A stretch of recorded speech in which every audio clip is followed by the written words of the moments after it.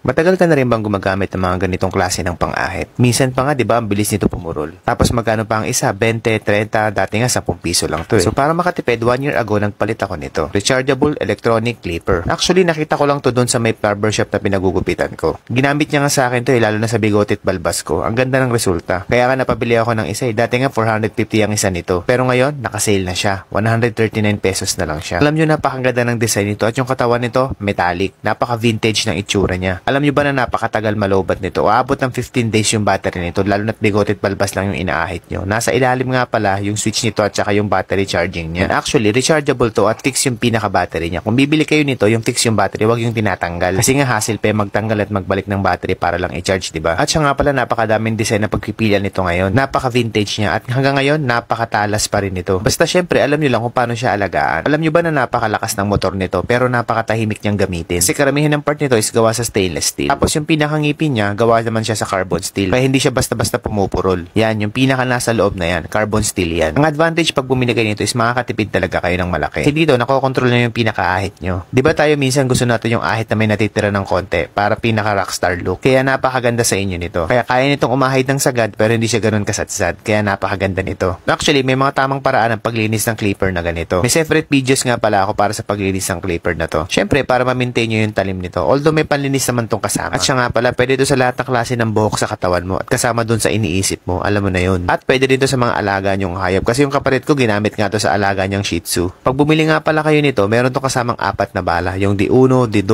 D3, D4. Kaya pwede sa buhok kung gusto nyo ng barbers o semi-kalbo. Depende sa style nyo. At syempre, may kasama tong brush na panlinis ng tip niya. At syempre, may kasama din tong USB charging. Napaka-handy nga nitong clipper na to. At hindi siya ganun kabigat. Di kagaya ng iba na napakabigat. Sa loob ng 1 year na paggamit ko nito, very satisfied ako dito. Ngayon, ipapakita ko sa inyo kung gaano pa rin siya katalas hanggang ngayon. Ang technique dito is tamang paglilinis lang at tamang pag-aalaga. Lahat naman, di ba, pag inaalagaan is tumatagal. Ngayon, titingnan natin kung matalas pa rin talaga siya. Nakita nyo yung toothbrush na yan. Nylon bristles yan. So, nylon meaning mas matigas pa sa buhok ang nylon, di ba? Tingnan nyo kung paano siya gupitin. Kung itong ang toothbrush is kaya niyang itrim, what more pa yung mga buhok nyo, di ba? Lalo na kung bigote at balbas lang naman yung inaahit nyo. Kaya kung gusto mo rin ng ganitong klase ng pang-ahit, click mo lang yung yellow basket. Meron dyan link sa may baba. At pwede kang mamili ng mga designs na gusto mo. Actually, dati nga isang design lang to, dragon lang. Pero ngayon, napakadami niya ng design na pagpipilian nyo. At napakadami niyang variations ngayon. Kung bigote at balbas lang naman yung aahitin nyo, aabot ng 15 days to bago nyo siya i-charge. Pero kung ipanggugupit nyo sa ulo, siguro makaka-4 na ulo to. Na tuloy-tuloy na paggugupit. Kaya sa akin, kung i-rate ko tong pang-ahit na to, 10 out of 10. Legit na seller nga pala yung nandyan sa may link. Madami kasing lumabas na ganito na hindi legit. Kaya para sa akin, okay na okay tong clipper na to. Dapat meron kayo nito sa bahay nyo. Kung gusto mo makatipid, syempre, kaya tara, kuha ka ng isa. Madali pa namang maubos to. Click dyan sa may yellow basket. Legit na seller yan. Hindi tayo mapapahiya dyan.